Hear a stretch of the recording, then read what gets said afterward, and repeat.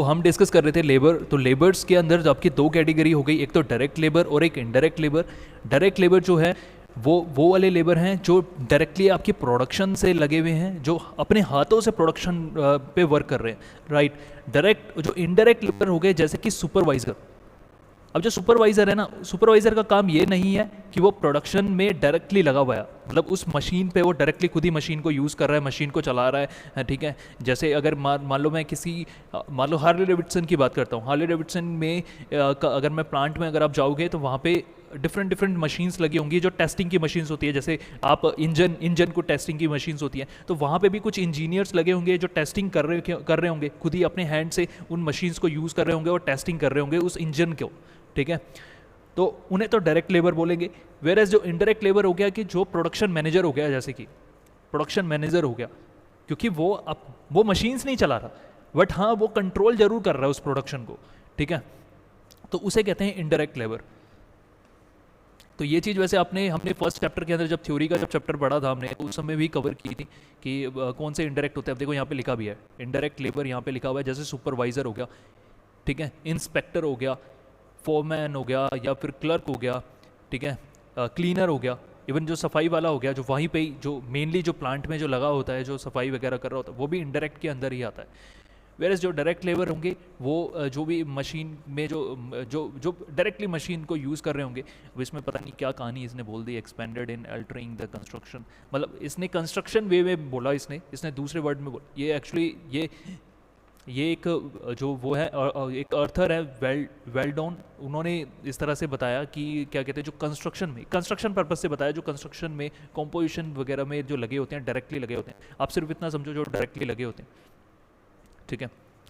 या यहाँ पे देखो, यहाँ पे एक लेमन में समझाया हुआ है कि direct labour is engaged in converting raw material into finish goods. मतलब जो डायरेक्ट लेबर होते हैं वो डायरेक्टली लगे होते हैं रॉ मटेरियल को फिनिश गुड्स में कन्वर्ट होने के लिए, ठीक है। जैसे कि मशीन ऑपरेटर जो मशीन को ऑपरेट कर रहे हैं, शू मेकर, टेलर, ये सब, ठीक है। वेरस इनडायरेक्ट मैं आपको बता चुका हूँ, अब ये फिर दोबारा से इसने डिफरेंस बता दिया, डिस्टिंग्विश बिटवीन डायरेक्ट और इनडायरेक्ट, आप समझ चुके हो कि क्या होता है, ठीक है। अच्छा, क्या लेबर डिपार्टमेंट के अंदर भी क्या अलग अलग डिपार्टमेंट होते हैं? क्या अलग अलग डिपार्टमेंट हो सकते हैं? हो सकते हैं, बिल्कुल डिपार्टमेंट हो सकते हैं। सिर्फ जो लेबर को जो सिर्फ लेबर के ऊपर काम कर रहे हैं, उस लेबर के अंदर भी अब ऐसा नहीं होता, अगर लेबर डिपार्टमेंट का लिखा हुआ है तो इसके लिए अलग अलग ऑफिस सबने बनाया होगा। ऐसा बिल्कुल भी नहीं है कि लेबर डिपार्टमेंट के अंदर ये जो 5 डिपार्टमेंट आपको दिख रहे हैं, इसका मतलब है कि अलग अलग ऑफिस बना रखा होगा, नहीं। ये एक ही ऑफिस होगा, उसी ऑफिस के अंदर एक बंदा बैठा होगा जो एचआर का बंदा है, उसको बोल दिया पर्सनल डिपार्टमेंट, ठीक है। जो टाइम रिकॉर्ड कर रहा है, यानी कब कोई बंदा आता है, कब कोई बंदा जाता है, उसे टाइम रिकॉर्डिंग डिपार्टमेंट कहते हैं, ठीक है।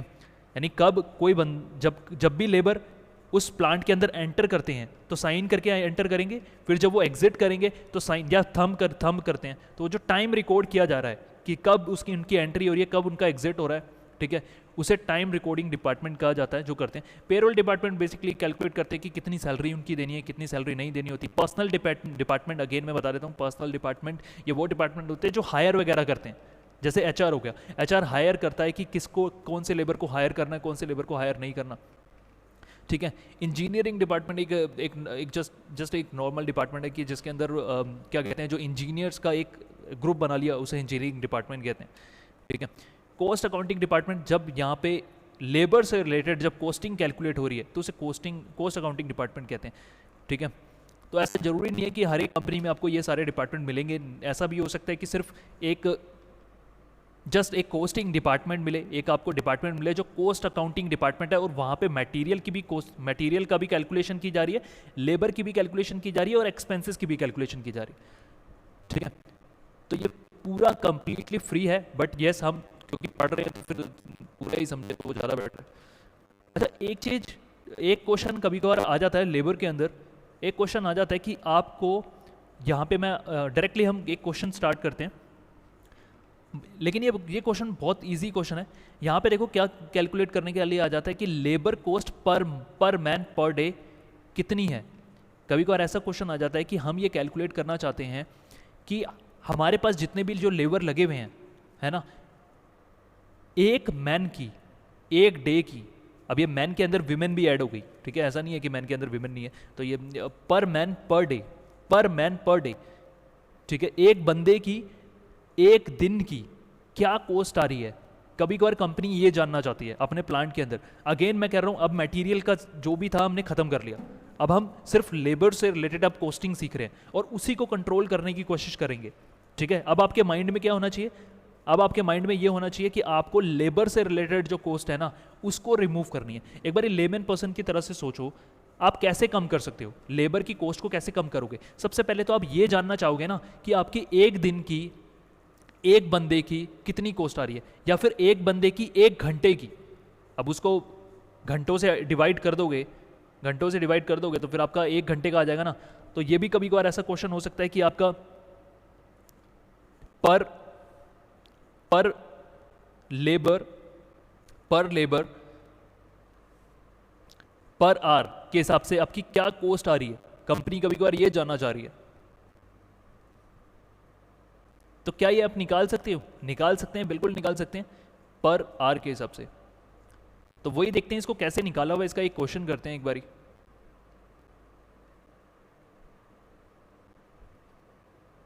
पर आवर, अच्छा लेबर चैप्टर जो मैं आपको बताऊं ना, लेबर का चैप्टर बहुत इंपॉर्टेंट है, क्योंकि इसके अंदर ना एग्जाम से मैक्सिमम क्वेश्चन आते हैं। एग्जाम के अंदर मैक्सिमम क्वेश्चन जो होंगे आपके लेबर चैप्टर में से ही आएंगे, मैक्सिमम क्वेश्चन। मतलब जैसे मटेरियल का एक क्वेश्चन मिलेगा आपको, अगर सब्जेक्टिव पेपर हुआ तो, एमसीक्यू की बात नहीं कर रहा, तो एमसीक्यू तो उसी के हिसाब से हो जाएगा, एमसीक्यू को भी उसी हिसाब से कर सकते हो। जैसे कि अगर 5 क्वेश्चन मटेरियल से आने हैं तो 10 क्वेश्चन आप एक्सपेक्ट करना लेबर से आएंगे। मान लो टोटल क्वेश्चन 60 क्वेश्चन आने हैं, तो 60 में से अगर 5 क्वेश्चन अगर मटेरियल से असाइन किए गए हैं तो 10 क्वेश्चन लेबर से असाइन किए होंगे। तो इस वजह से labour is more important than other chapters, ठीक है। तो और सिमिलरली सब्जेक्टिव पेपर भी अगर आता है, पास्ट अटेम्प्ट का कोई भी पेपर आप उठा के देखें कॉस्टिंग का, आपको ज़्यादातर 2 क्वेश्चन आपको मिलेंगे, वेयर सबके एक एक क्वेश्चन मिलेंगे। मटेरियल का एक क्वेश्चन मिलेगा आपको, ओवरहेड का जो चैप्टर है उसमें से एक क्वेश्चन मिलेगा, कॉस्ट शीट का जो एक चैप्टर है उसका एक ही क्वेश्चन मिलेगा, फिर एक ऑपरेटिंग का भी चैप्टर है उसका एक क्वेश्चन मिलेगा, लेकिन लेबर के आपको 2 क्वेश्चन मिलेंगे आपको।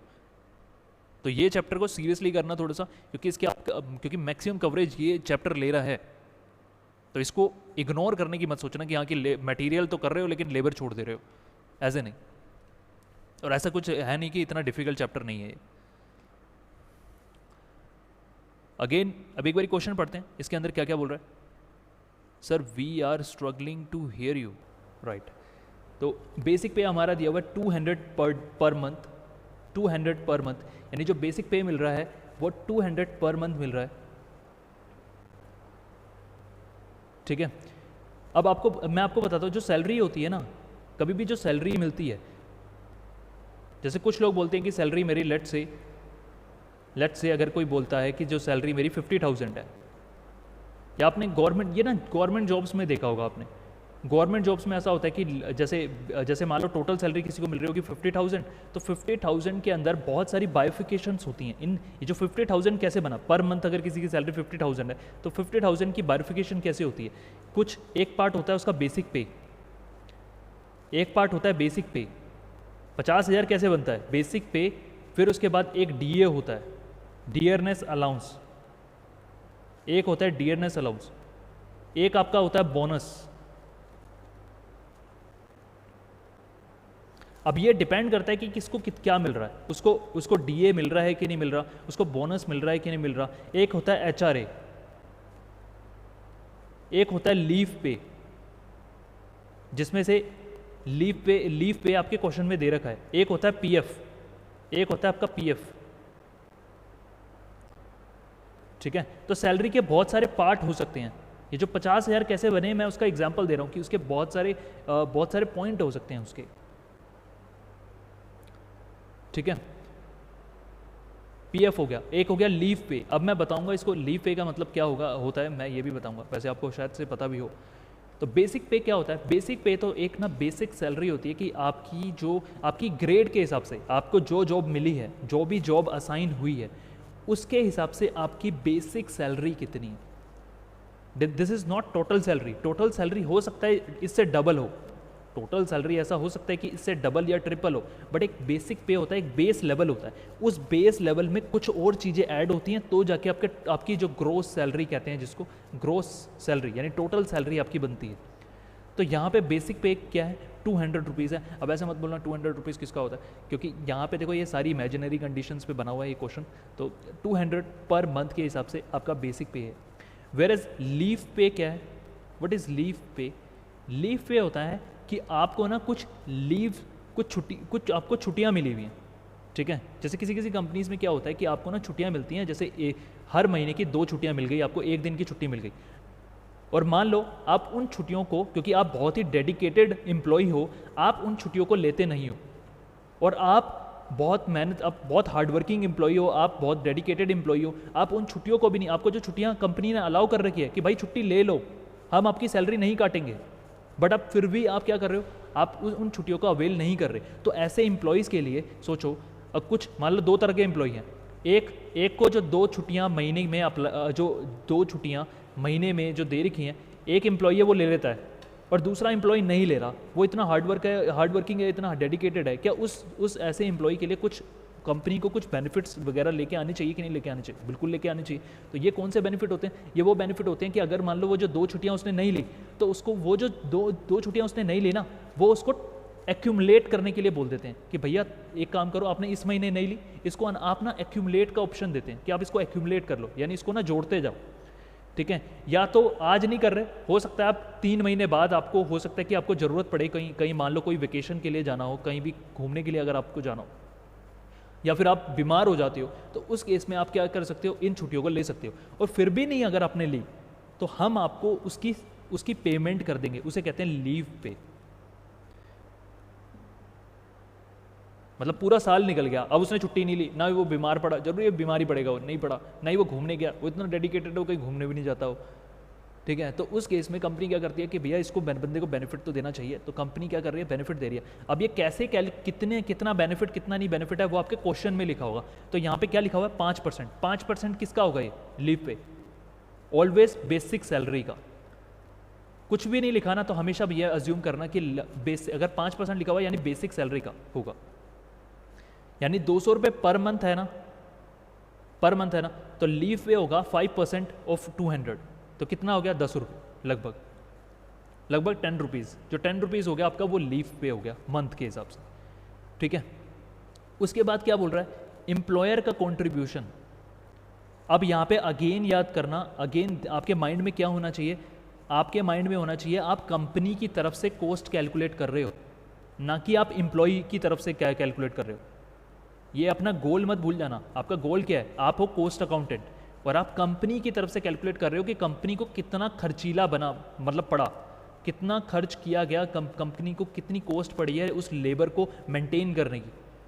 तो एक तो बेसिक पे उसको देना पड़ रहा है, लीव पे देना पड़ रहा है, फिर उसके बाद एम्प्लॉयर को कंट्रीब्यूशन भी देना पड़ रहा है, पीएफ पे प्रोविडेंट फंड पे कंट्रीब्यूशन देना पड़ता है, ठीक है। मैं प्रोविडेंट फंड से रिलेटेड मैं लॉ नहीं आपको समझाऊंगा यहाँ पे, कि प्रोविडेंट फंड का एक लॉ होता है जिसके अंदर एम्प्लॉय भी और एम्प्लॉयर भी दोनों मिलके एक कंट्रीब्यूशन देते हैं, टोटल कंट्रीब्यूशन देते हैं। टोटल 12% समथिंग कंट्रीब्यूशन होता है जो एम्प्लॉय और एम्प्लॉयर दोनों मिलके जिनको देना होता है। मैं आपको वो लॉ समझाने नहीं आया, ना ही आपको उसमें पढ़ने की जरूरत है, बट जो क्वेश्चन में लिखा हुआ है ना वो कर लो, सिंपल सी बात है। क्या कह रहा है कि एम्प्लॉयर का जो कॉन्ट्रीब्यूशन है, यानी जो एम्प्लॉयर दे रहा है, कंपनी दे रही है प्रोविडेंट फंड में। प्रोविडेंट फंड क्या होता है, अगर प्रोविडेंट फंड आपको नहीं पता, अगर ऐसे कोई स्टूडेंट है जो प्रोविडेंट फंड जिनको नहीं पता, एक ना फंड मेंटेन कर रखा है गवर्नमेंट ने, ना एक फंड बना रखा है जिसमें गवर्नमेंट क्या चाहती है कि सारे के सारे लोग ना, गवर्नमेंट चाहती है कि सेविंग करे, और सेविंग करके डिपॉजिट करे अपने फ्यूचर के लिए, ठीक है। तो इसलिए गवर्नमेंट क्या कहती है, एम्प्लॉयर को ही, और साथ में एम्प्लॉय को भी कहती है, एम्प्लॉयर को कहती है आप ना हर महीने जब भी आप इसको अपने एम्प्लॉय को सैलरी देंगे, तो कुछ पार्ट उस सैलरी का आप उस प्रोविडेंट फंड में जमा कराते जाएंगे, जो कि वो जो फंड है ना, वो फंड कल को किसको मिलेगा, वो एम्प्लॉय को मिलेगा, एम्प्लॉयर को थोड़ी मिलेगा। यानी वो जो लेबर होगा उसको ही मिलेगा, उसके फ्यूचर के लिए, जब भी वो रिटायर होगा, जब भी वो पीएफ निकालना चाहेगा, है ना, जब भी वो रिटायर होगा या रिटायरमेंट के टाइम पे, या फिर जब भी उसको जब पैसों की ज़रूरत पड़ेगी, तो वो उसी को मिलेगा। तो कंपनी के लिए तो खर्चा ही है ना, कहने वाली बात है। कंपनी के लिए तो एक्सपेंसिव हुआ ना। आफ्टर रिटायरमेंट मिल सकता है पीएफ? यस, बिल्कुल मिल सकता है। इट्स लाइक पेंशन दिव्यार्थ, नहीं it's not like pension, but it's देखो पेंशन का कैटेगरी अलग होती है। पेंशन अगला, पेंशन में बताता हूँ आपको what is difference between pension. Pension में ये होता है कि आपको ना एक लमसम अमाउंट नहीं मिलता। लमसम का मतलब जानते हो? लमसम का मतलब होता है इकट्ठा। पेंशन में लमसम नहीं मिलता, पेंशन में आपको हर महीने कुछ कुछ अमाउंट मिलता है, या हर साल कुछ कुछ, वैसे तो हर महीने का होता है, हर महीने आपको कुछ कुछ अमाउंट मिलता है। जैसे आपने कुछ पेंशन प्लान ले रखा है तो आपको 10,000, लेट से 10,000 रुपये का, तो जब आप रिटायर होगे तो आपको 10,000 रुपये हर महीने मिला करेंगे। This is pension plan. और पीएफ होता है कि पीएफ में सारा पैसा आपका इकट्ठा हो जाता है एक जगह पे। आपने मान लो 40 साल, आपने 50 साल जॉब की, आपने लेट से 50 ईयर्स तक आपने 50 साल जॉब की या 40 साल जॉब की आपने, ठीक है। आप 20 की एज पे ही जॉब पे लग गए और 60 तक आपने जॉब की, रिटायरमेंट तक अपने 40 साल आपने जॉब करी। उस 40 साल में हर महीने आपकी सैलरी से कुछ पोर्शन डिडक्ट होकर एक फंड में डिपॉजिट होता जा रहा होगा। अब उस फंड को क्या करोगे, जब आप रिटायर होगे तो आप उस फंड को अवेल कर, उसको निकाल सकते हो, ठीक है। उसको निकाल के फिर उसके बाद जो इतना सारा पैसा है जो इकट्ठा हो जाएगा, जो 40 साल गुना में 12 महीने, 40 साल गुना में 12 महीने और गुना में जितना पोर्शन जुड़ता गया है, प्लस में इंटरेस्ट वगैरह, जो इतने समय का जो इंटरेस्ट है, और पीएफ का इंटरेस्ट भी अच्छा खासा होता है, 8-9% होता है पीएफ का इंटरेस्ट। वेयरएज जो अगर बैंक की जो एफडी का इंटरेस्ट मैं बताऊं सिर्फ 5% ही है, ठीक है। जो पीएफ का इंटरेस्ट होता है वो काफ़ी अच्छा खासा होता है, 8-9% होता है। तो इसलिए आपका जो अमाउंट होता है वो भी काफ़ी यूज़ हो जाता है जब धीरे धीरे जुड़ता जाता है। तो आप फिर उसको कहीं भी यूज़ कर सकते हो। अब हमें इधर नहीं पढ़ना कि कौन कैसे यूज़ करेगा, राइट। हम तो कॉर्पोरेट के पर्पस से बात कर रहे हैं। तो कॉर्पोरेट के पर्पस से कितना बोल रखा है यहाँ पे, बोल रखा है जो ए है एंड बी है, ए और बी, उसका 8%। ए और बी क्या है? ए और बी है बेसिक पे और लीव पे। इन दोनों का टोटल कर लोगे आप, इन दोनों का टोटल कर लोगे। अच्छा, लेस देन 1 मिनट बचा है, आप एक बार रिज्वाइन करना, फिर उसके बाद ये वाला सिर्फ ये क्वेश्चन करेंगे, इसको सॉल्व करके फिर उसके बाद आज की क्लास को वाइंड अप कर लेंगे, ठीक है। एम्प्लॉयर जो होता है वो एक तो पीएफ में कंट्रीब्यूट कर रहा है, और एम्प्लॉयर जो है वो ईएसआई में कंट्रीब्यूट कर रहा है कितना? 2.5%। किसका? ए का और बी का, ठीक है। ए का और बी का, ए और बी जो था, जो ऊपर ए और बी है उन दोनों को ऐड करके आपको 2.5% आपको निकालना पड़ेगा, राइट। अच्छा, यहाँ पे एम्प्लॉय का कंट्रीब्यूशन नहीं लिया गया। क्यों नहीं लिया गया? क्योंकि एम्प्लॉय का कंट्रीब्यूशन हमारी कॉस्ट थोड़ी है, वो तो अपनी जेब से जा रहा है ना, वो तो एम्प्लॉय अपनी खुद की जेब से दे रहा है ना। तो यहाँ पे हमने एम्प्लॉय का कंट्रीब्यूशन नहीं लिया, एक बात ध्यान रखना बस आप, ठीक है। आपका अगेन यही गोल होना चाहिए, क्योंकि हम निकालने जा रहे हैं एम्प्लॉयर के कंट्रीब्यूशन निकालना चाह रहे हैं। इसका सॉल्यूशन एक बार ही देखते हैं। तो बेसिक पे हमने देखो ऐसा करना होगा, स्टेटमेंट, यहाँ पे आपने एक तरह से स्टेटमेंट बनाई, statement of labour cost per man per day, 8 घंटों के लिए, यानी एक दिन जो है वो 8 घंटों के लिए, पर मैन पर डे। यहाँ पे फिर आपने पर्टिकुलर्स लिखे आपने, ठीक है। बेसिक पे के अंदर आपने कितना लिख दिया? 200 पर मंथ के हिसाब से 200। लीव पे कैसे होगा? आपने 5% कैलकुलेट किया, मैंने बताया था 5% कितना होगा, 200 का 5% कितना होगा? 10 रुपये, ठीक है। अब आगे क्या चल रहा है? अब बोल रहा है एम्प्लॉयर का जो कंट्रीब्यूशन है ना, एम्प्लॉयर का जो कंट्रीब्यूशन है ना टू पीएफ, वो 8% है of A and B. A and B का 8% है। तो ए एंड बी क्या है? मैंने आपको बताया था ए एंड बी ये दोनों है 210। तो 210 ए एंड बी क्या है? ये दोनों 210। तो 210 का 8% कितना आ जाएगा? 210 का 8% कितना आ जाएगा? ये आ जाएगा। यहाँ पे देखो 210 का 8% किया हुआ है। ए ये है, ए देखो ये है बेसिक पे, बी है आपका लीव पे, इन दोनों का 8%, यही तो दिया हुआ था, ये आ गया, ठीक है। वेयरएज अगर मैं बात करूं एम्प्लॉयर का कंट्रीब्यूशन टुवर्ड ईएसआई, वो था 2.5% और ए और बी क्या है? 210। तो यहाँ पे ये कैसे आया? ये आया 210 गुना में 2.5% मल्टीप्लाई बाय 2.5%। क्या 2.5% ही था? हाँ 2.5% तो सही है, क्वेश्चन में देखो ये रहा 2.5% ही था ऑफ ए एंड बी। यहाँ से फिर आगे क्वेश्चन एक अलग से स्टार्ट हो जा रहा है यहाँ पे, बट यहाँ तक अभी हमारा हो गया एम्प्लॉयर का कंट्रीब्यूशन। इसके बाद बोल रहा है जो प्रो रेट एम्यूनिटीज़, मतलब कुछ फैसिलिटीज़ भी दी जा रही हैं उनको 17.95 के हिसाब से पर हेड के हिसाब से पर मंथ, यानी हर एक बंदे को 17.95 के हिसाब से कुछ एम्यूनिटीज़ दी जा रही हैं, कुछ बेनिफिट दिए जा रहे हैं, ठीक है, कुछ बेनिफिट दिया जा रहा है। क्या ये भी ऐड हो जाएगा? हाँ बिल्कुल ऐड हो जाएगा। एम्यूनिटीज़ का मतलब होता है कुछ फैसिलिटी, जैसे कि फैसिलिटी हो गया रिलेटिंग टू आपको जैसे मोबाइल रिचार्ज, मतलब आपको टेलीफोन एक्सपेंसेस के लिए आपको मिल रहा है, या आपको फूड लंच अलाउंस आपको मिल रहा है ना, लंच वगैरह आपको लंच के पैसे मिल जाते हैं कि आपको लंच, या फिर लंच वो करा देते हैं, तो वो भी तो कॉस्ट है। ज़्यादातर अगर आप प्लांट में देखोगे ना तो उनके लिए लेबर्स के लिए ना लंच कंपनी ही, जो प्लांट होता है उसमें प्लांट के अंदर ही बनता है। ज़्यादातर मोस्टली जो प्लांट्स होते हैं वहाँ पे अगर आप देखोगे, वहाँ पे जो लेबर का जो लंच होता है वो वहीं कंपनी से ही दे रहे होते हैं। अब ऐसा नहीं है वो फ्री में है, वो उनकी सैलरी में ही काउंटेड होता है। तो ये ऐड हो जाएगा, ये भी 17.95 मंथली का है। तो देखो यहाँ पे आप ध्यान रखना, आप मंथ के हिसाब से कैलकुलेट कर रहे हो अभी आप, तो मंथ के हिसाब से आप कैलकुलेट करते रहोगे तो टोटल कितना हो जाएगा, टोटल लेबर कॉस्ट की बात करूँ तो 250 रुपीज़ हो गया। अब ये जो 250 रुपीज़ आया, मुझे बताओ ये कौन सा है? ये पूरे मंथ का है। ये 250 रुपीज़ आया, ये क्या पूरे मंथ का है ना? यस, पूरे मंथ का है। तो पूरे मंथ में अगर मैं बात करूं कितने घंटे हैं, अगर मैं मेरे को एक दिन का कैलकुलेट करना है, मुझे एक दिन का कैलकुलेट करना है, ठीक है, तो या तो मुझे देखना पड़ेगा, मुझे एक दिन का कैलकुलेट करना है तो आप 30 से डिवाइड नहीं कर सकते। यहाँ पे आप सोचोगे कि अगर मुझे एक दिन का करना है तो एक मंथ के अंदर तो 30 बोलोगे। अब मैं बोलूँगा अगर 31 वाला हुआ तो क्या करोगे बताओ? क्या कोई क्लैरिफिकेशन दे रखी है इसमें? नहीं दे रखी। यहाँ पे दे रखा है इन्होंने, क्या बोल रखा है देखो ध्यान से देखना। ये पहले ये बताओ यहाँ तक समझ में आया? 250 रुपीज़ तक समझ में आया सबको?